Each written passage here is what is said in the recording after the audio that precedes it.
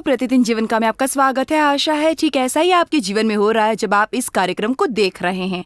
आज हम बातें करेंगे कि आप अपने बारे में क्या बोलते हैं और आप अपने बारे में जो बोलते हैं वो कितना महत्वपूर्ण है। आप स्वयं का विरोध कर सकते हैं अपनी निंदा और नकारात्मक बातों द्वारा। इस संदेश को सुनिए जो मैंने लिया है प्रचार विरोध का सुधार में से। अपने बारे में नकारात्मक और निंदात्मक बातें बोलना बंद करें। मैं इतनी मोटी हूँ, मैं अच्छी नहीं दिखती, मैं बड़ी मूर्ख हूँ, मैं कभी कोई काम सही नहीं करती। वो सारी बुरी बातें लोग स्वयं के बारे में बोलते हैं, बड़ी अजीब लगती हैं।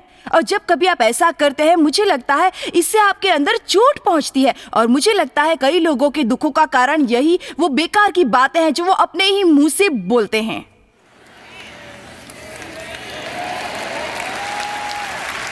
नीति वचन 18 निकाले।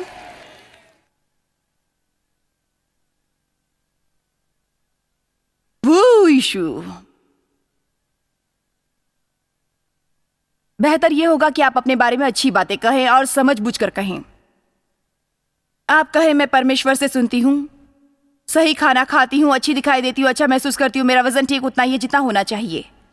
मैं जहां कहीं जाती हूँ मुझे कृपा मिलती है। मुझे किसी और के जैसा जीवन नहीं चाहिए, मुझे अपने जीवन से प्यार है। मुझे किसी का वरदान नहीं चाहिए, अपने आप में बने रहना मुझे अच्छा लगता है।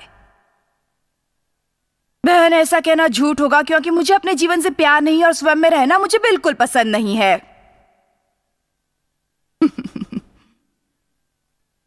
बाइबल कहती है उन बातों को जो नहीं है ऐसे कहो मानो वो हैं।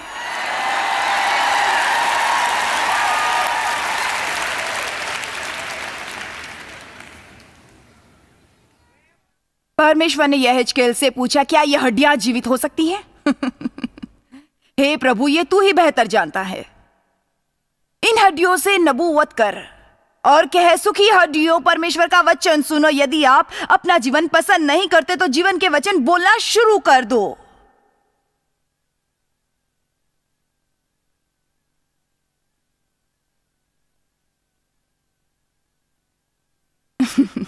नीति वचन 18:20। मनुष्य का पेट उसकी बातों के फल से भरता है और वो अपने होठों के फल से संतुष्ट होता है। हमें संतुष्ट रहना है, चाहे अच्छा हो या बुरा। शब्द अपना फल लाते हैं। बाइबल कहती है तुम अपने ही शब्दों के फल से संतुष्ट हो जाओगे। जीभ के वश में मृत्यु और जीवन दोनों होते हैं। जो उससे प्रेम रखते हैं वे उसका फल जीवन या मृत्यु दोनों पाएंगे। यदि आप अच्छी बातें बोलना शुरू करें तो आप अपने जीवन को और पसंद करेंगे। सुबह जब उठे तो कहें, यह बड़ा आनंद भरा दिन है, आज मैं खुश रहूंगी, आज मैं स्वयं का आनंद लूंगी, आज मैं जो कुछ करूंगी उत्साह और लगन से करूंगी। मैं उठकर अपनी तुलना किसी और से कभी नहीं करूंगी। जो मेरे पास नहीं है उस विषय में सोचने न बैठूंगी। मैं क्या नहीं कर सकती और लोग मेरे लिए क्या नहीं कर रहे हैं। आप में से कितनों को यह विचारधारा बदलने की जरूरत है। एक और ऐसा क्षेत्र है मुझे लगता है जिसके द्वारा हम खुद को दुखी कर लेते हैं, स्वयं पर शक। याकूब 1 निकाले। हमारे पास दुचित्ता का मन ना हो, एक निर्णय ले और उस पर बने रहें।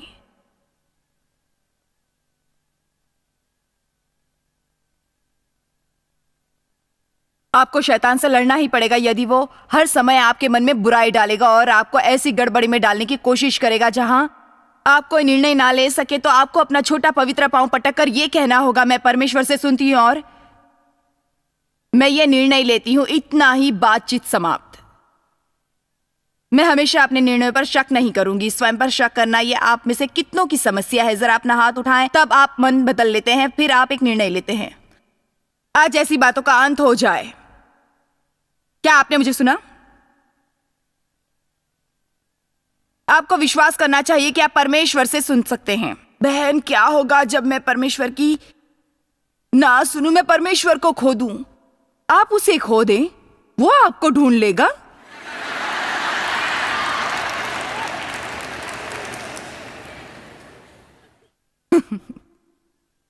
क्या आप जानते हैं परमेश्वर को आपकी सिद्धता की जरा भी परवाह नहीं, उसे तो परवाह है आपके संबंध की। क्या आप परमेश्वर से प्यार करते हैं? क्या आप उसकी सेवा करना चाहते हैं? क्या आप वो करना चाहते हैं जो सही है? यदि आप ऐसा करें, यदि उसके लिए महत्वपूर्ण है और वो सब कुछ सही में पूरा कर देगा, यदि आप कोई गलती करे, आपको लगे आपने परमेश्वर से सुना है, परमेश्वर से सुनने के लिए आपने अपना बेहतर किया है, लेकिन आपने परमेश्वर से नहीं सुना, तो आपने गलती कर दी। लेकिन आपको हर समय स्वयं पर शक करके यातना सहते हुए जीने की जरूरत नहीं है। याकूब 1:5, यदि तुम में बुद्धि की कमी हो तो वो उदारता से देने वाले परमेश्वर से मांगे, जो बिना उल्हाना दिए भरपूरी से देता है, बिना दोष लगाए या गलतियां खोजे, और वो उसे मिल जाएगा। मुझे ये पसंद है। ये अपने आप में से एक दूसरा प्रचार है। यदि आपकी कोई समस्या है और आप सहायता चाहते हैं तो जाकर परमेश्वर से कहें कि वो आपकी मदद करे, और वो आप में कोई गलती नहीं निकालेगा। क्या आप जानते हैं इसका क्या अर्थ है? चाहे आप स्वयं को बड़ी गड़बड़ी में पाते हैं, यदि आप परमेश्वर के पास जाएं तो ऐसे में भी परमेश्वर आपसे प्यार करेगा। इसका मतलब यह नहीं कि ऐसे में परमेश्वर आप में सुधार नहीं लाएगा, लेकिन यह कोई गलतियां ढूंढकर दोष लगाने जैसी बात बिल्कुल नहीं होगी।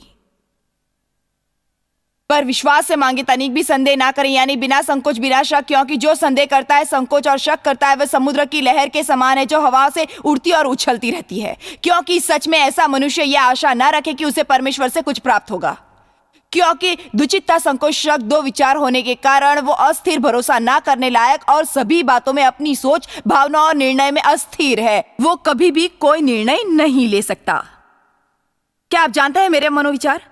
आज मुझे सही संदेश मिला है। आपकी क्या प्रतिक्रिया है ये आपके और परमेश्वर के बीच है, लेकिन मैं घर जाकर ये नहीं कहूंगी कि क्या मेरे पास सही बातें हैं, शायद मेरे पास सही बातें नहीं, मुझे ये नहीं कहना चाहिए, मुझे वो नहीं कहना चाहिए था। मैं सही कहूंगी, मैं गलत नहीं कहूंगी। मैं हमेशा ये सोचूंगी, मैं वो नहीं करूंगी, मैं ये नहीं करूंगी। मैंने कई साल ऐसा जीवन जिया, पर आगे ऐसा जीवन बिल्कुल नहीं जीऊंगी।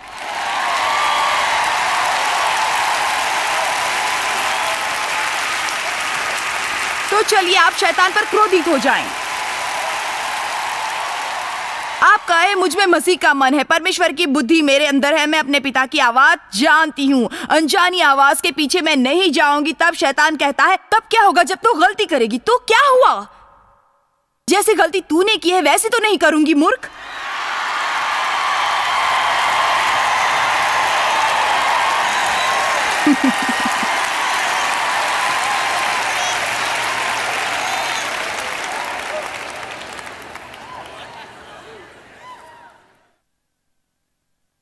शैतान को आप मुंह तोड़ जवाब दें।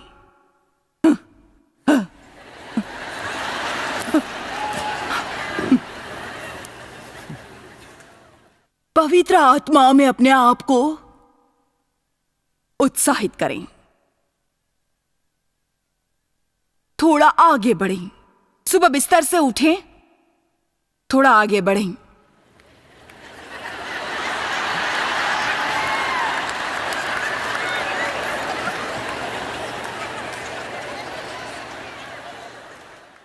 ऐसा नहीं कि चलो ठीक है, ठीक है, तो याद करें, स्वयं की निंदा करके खुद को चोट न पहुंचाए। खुद पर दोष लगाना बंद कर दें। दुचित्ता ना बने। परमेश्वर नहीं चाहता आप गड़बड़ी में रहे। गड़बड़ी परमेश्वर की ओर से नहीं होती। शांति के पीछे चले। परमेश्वर नहीं चाहता आप गड़बड़ी करें। गड़बड़ी परमेश्वर की ओर से नहीं होती। परमेश्वर के पास शांति है, शांति के पीछे चले। अब हम बात करेंगे पाप के बारे में।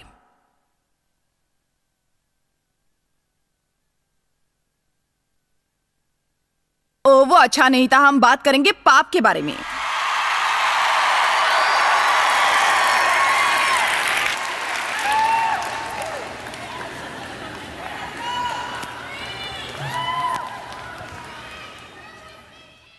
मत्ती 18।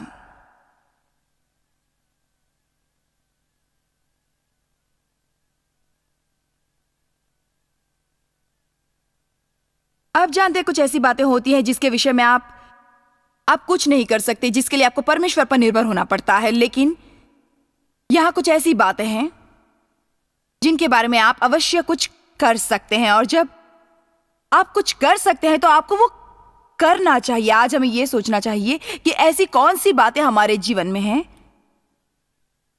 जिसके बारे में हम कुछ कर सकते हैं, और हमारे जीवन में ऐसी कौन सी बातें हैं जिनके विषय में हम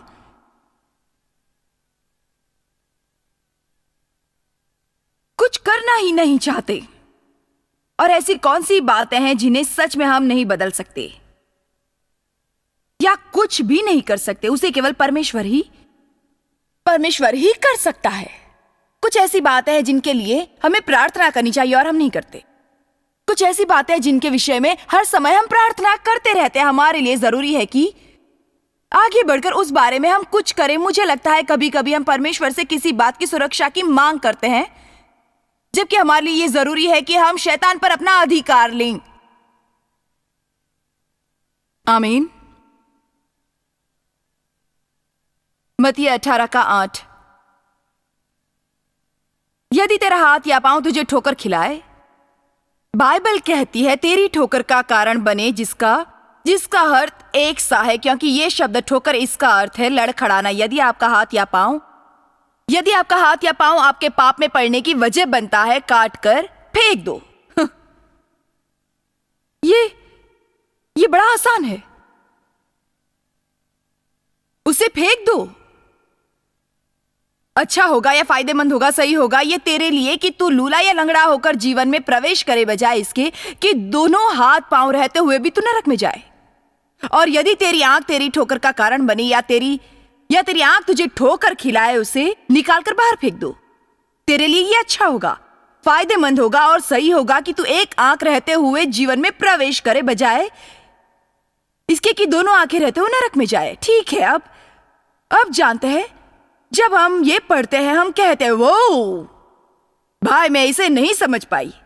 सबसे पहले परमेश्वर यहां ऐसा उदाहरण देता है जो बड़ा गंभीर लगता है, लेकिन सच में मुझे नहीं लगता कि परमेश्वर ये चाहे कि कोई अपनी आंख फोड़ ले या हाथ काट ले। लेकिन यहां वो कहता है यदि तुम अपने जीवन में ऐसी बातों को इजाजत देते हो जो तुम्हारी ठोकर का कारण है, तो तुम्हें उन्हें काट देना चाहिए। ये शायद स्वयं के न्याय की बात है।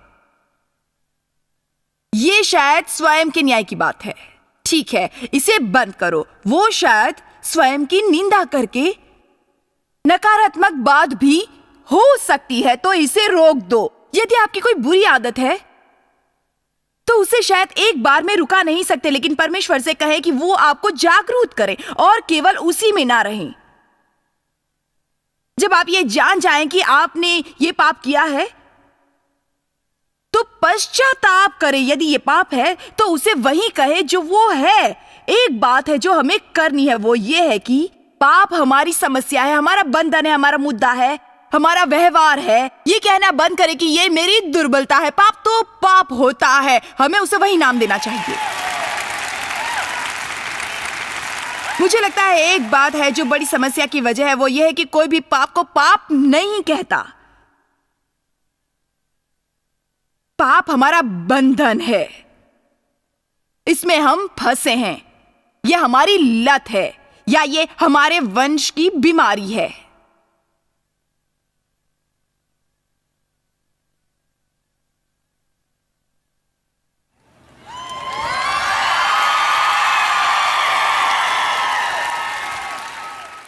एक बार मैं प्रार्थना करके पाप से क्षमा मांगने की कोशिश कर रही थी, लेकिन मैं एक बड़ी लापरवाही का काम कर रही थी। मैंने कहा हे प्रभु मुझे क्षमा करो, मुझसे गलती हो गई।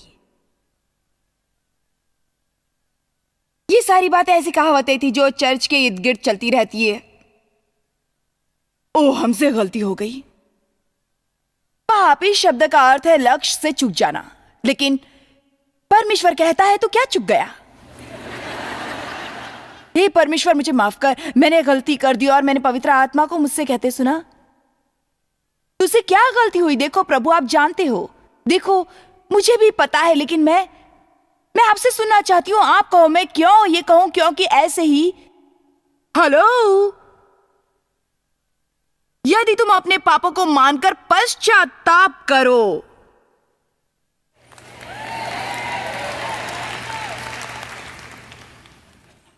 मुझे अभी भी याद है क्या था। किसी के प्रति मुझसे ईर्ष्या होती थी। कोई मेरा मित्र जिसे परमेश्वर उस तरीके से आशीष दे रहा होता था जैसा मुझे नहीं देता, और मुझे ईर्ष्या हो जाती थी। मैं ऐसी बनना नहीं चाहती थी, लेकिन मैं इसे छिपाती थी। जैसा मैं महसूस करती थी उसकी मुझे लज्जा आती थी, और इस बारे में मैं परमेश्वर से बात भी नहीं करती थी, सभी से छिपाती थी।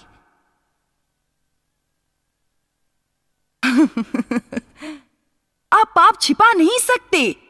ये जरूरी है कि इस बारे में आप उससे बातें करें और आप खुले तौर पर उससे बात करें, और इसके लिए कोई बहाना ना बनाए, उससे सीधे बात करें। नहीं परमेश्वर, ये गलत है, ये पाप है, मुझ में ईर्ष्या है, मैं चुगली करती हूँ, अपना दुखड़ा रोती रहती हूँ, मैं बुरी हूँ, किसी का मेरे साथ रहना कठिन है, या चाहे कोई भी बात क्यों ना हो, मुझे क्षमा करें। जो कुछ आप छिपाएंगे उसका अधिकार आप पर चलेगा। इसके बारे में तो परमेश्वर से भी बात करना नहीं चाहता। देखो, परमेश्वर मुझसे केवल यही नहीं चाहता कि मैं उससे ये बताऊं। उसने मुझे कुछ याद दिलाया। मुझे नहीं लगता कि हर बात में आपको ऐसा करना है, लेकिन ये बात मुझ में बस गई और ऐसा नहीं लगता था कि मैं उससे छुटकारा पा सकूंगी। और परमेश्वर ने मुझे याद दिलाया, याकूब 5:16, एक दूसरे के सामने अपने पापों को मान लो। ओह, तुम चाहते हो कि मैं ये किसी और से बताऊं? ये नम्र करने का अनुभव है। मैं अपने पति पर भरोसा करती हूं। मेरा मानना है कि मैं देव से कुछ भी बता सकती हूं, क्योंकि वो मुझ पर दोष लगाकर बुरा व्यवहार नहीं करेंगे, और मुझे पता था कि वो मेरी बातें किसी और से नहीं कहेंगे। इसलिए मैं देव के पास गई और उससे कहा, मैं चाहती हूं कि तुम मेरे साथ प्रार्थना करो, क्या तकलीफ है? मैंने कहा, मैं किसी से ईर्ष्या करती हूं, या मुझे वो खाई जा रही है। मैं आशीष पाना चाहती हूँ, क्योंकि उससे आशीष मिली है और मुझे नहीं लगता मैं वो पा पाऊंगी। उन्होंने मेरे साथ प्रार्थना की और मुझे उससे छुटकारा मिल गया।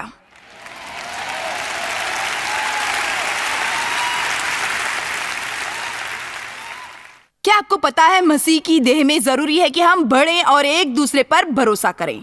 एक दूसरे पर भरोसा करके योग्य बने। हमें किसी और की बातों को बताते नहीं रहना चाहिए। हम में से प्रत्येक के लिए यह जरूरी है कि हम ऐसे व्यक्ति बने कि हमारे मित्र हमारे पास आराम से आकर अपनी बातें बताएं, ये जानते हुए कि हम उन पर दोष नहीं लगाएंगे, निंदा नहीं करेंगे और उनकी बात गुप्त रखेंगे।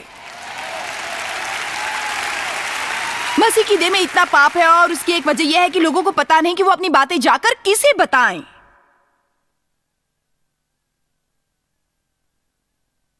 आज आप ये निश्चय कर लें कि आप एक भरोसेमंद विश्वास योग्य मित्र बनेंगे, परमेश्वर की समक्ष सच्चे बने।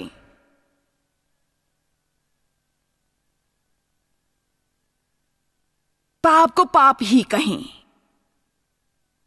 पाप को पाप ही कहें। अब मैं आपसे कुछ और बातें बताऊंगी। अब कुछ मिनटों के लिए मैं यहां पर मां बन जाऊंगी, इसलिए नहीं कि यहां मुझे आपसे बातें करने का मौका मिला है, बल्कि इसलिए क्योंकि यह कार्यक्रम टीवी के द्वारा दुनिया भर में जाएगा। मुझे अभी ऐसा करने का दिल किया। मैं इसे कुछ इस प्रकार से कहूंगी, शैतान के साथ खेलना बंद करें। इससे मैं क्या बताना चाहती हूं? ऐसा सोचना बंद करें कि किसी बात में आप जरा भी बुराई में रहकर पाप में नहीं पड़ सकते। शायद इस जगह यहां पर अभी कुछ ऐसे लोग हैं जो ऐसे फंदे में बुरी तरह से फंसे हुए हैं। इसके कहने से हम आप पर दोष नहीं लगा रहे, लेकिन मैं आपको यह बताना चाहती हूं कि आप कैसे उसमें फंसे हैं और कैसे आप बाहर आ सकते हैं।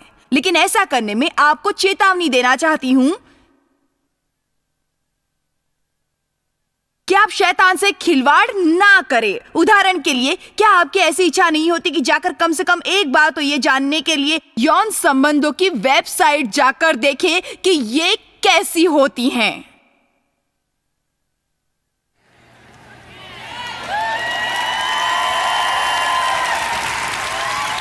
मैं कोई इसे देखने की आदत थोड़ी ही डालूंगा। मैं तो जो लोग कहते हैं उसके लिए देखना चाहता हूं। आपको वो देखने की कोई जरूरत नहीं है। मुझे लगता है यीशु का यही कहना था जब उसने कहा, यदि तेरी आंख तुझे ठोकर खिलाए तो उसे निकाल कर फेंक दो। दूसरे शब्दों में, उस दिशा में ना जाना। अभी हाल में मैंने जो प्रचार किया उसका शीर्षक था, वहां मत जाना। और ऐसी कई बातें हैं जिनके बारे में हमें कहना चाहिए, मैं वहां नहीं जाऊंगा। ऐसे किसी भी व्यक्ति से आप बात करें जो यौन वासना में फंसा है। कई ऐसे लोग हैं जिन्हें जुआ खेलने की आदत है। कई ऐसे लोग हैं जो ड्रग्स लेते हैं। एक बार, मुझे इसकी आदत नहीं पड़ेगी, मैं बस देखना चाहता हूं।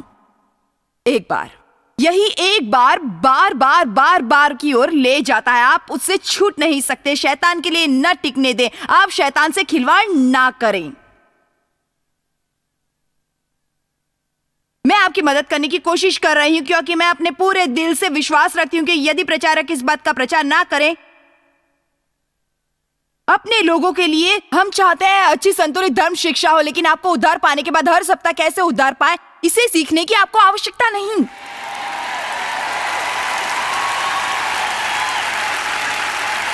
आज हम ऐसे समाज में जी रहे हैं जहां मोह परीक्षा और दुष्टता को नहीं रोका जा सकता। आज हमने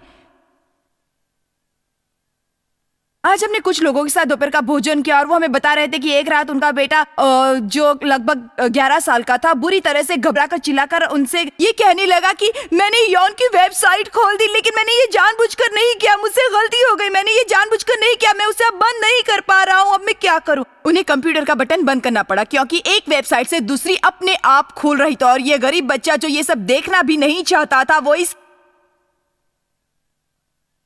गंदी वेबसाइट में फंस गया। ठीक है, देखो वो होशियार था, उसने अपने माँ बाप को बुलाकर ये सच्चाई बता दी। बुजुर्ग लोग ऐसे होते हैं जो इतने होशियार नहीं होते।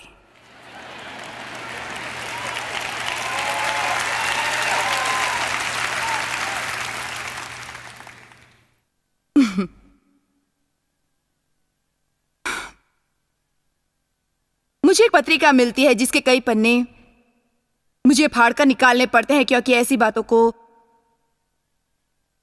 देखकर मैं स्वयं को ठोकर देना नहीं चाहती। और इतना ही नहीं, मैं उसे देखना भी नहीं चाहती। आप ऐसी दुकान से बाहर आ जाएं। क्या आप जानते हैं, एक बार मैंने एक ऐसी बात देखी जो यौन बातों पर सलाह थी, एक बड़े इश्तेहार के रूप में। मैं बड़ी दुकान में औरतों के चड्डी पहने चित्र देखने नहीं जाती, उसे देखने का मुझे कोई शौक नहीं है। मैं पुरुषों को उनके कम कपड़ों में देखने को नहीं जाती, दुकानों में इन उद्देश्य से मैं कभी नहीं जाती। मुझे नहीं पता इस बारे में मैं क्या करूं, उसे देखो भी मत। होने दे आपकी ये बात सभी जाने। कुछ पत्र लिखें, कुछ लोगों को फोन करें, ऐसी बातों से दूर हट जाएं। पश्चाताप का अर्थ है पाप से हटकर मसीह की ओर मुड़ना। आप ऐसी बातों से दूर हट जाए। टीवी चैनल बदलते समय भी आप सावधान रहें, कहीं ऐसी बात आपके सामने ना आ जाए जिसे आप बिल्कुल भी देखना नहीं चाहते। जिस बात को आप देखना नहीं चाहते उसे देखने का खतरा आपके सामने बना रहता है। तो क्या आप जानते हैं, केवल इसलिए कि कोई बात आपके सामने आ गई इसका मतलब ये नहीं क्या आप उसे देखिए। अरे भाई सुनो, आकर जरा ये देखो, तुम्हें विश्वास नहीं होगा। वाओ,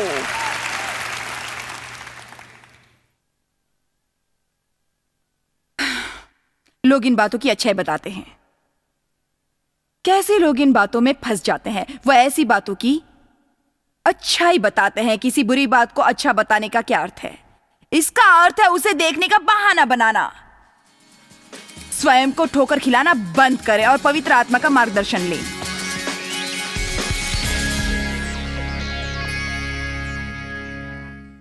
मुझे पता है इस समय कई लोग यात्रा करते हैं, लेकिन इसका अर्थ यह नहीं कि आप हमारे कार्यक्रम देख ना पाएं। आप इन छुट्टियों के मौसम में भी हमारे कार्यक्रम देख सकते हैं, पॉडकास्ट डाउनलोड करके। मेरा मानना है आप इसका आनंद लेंगे। प्रभु आपको आशीष दे। जल्द ही मिलेंगे।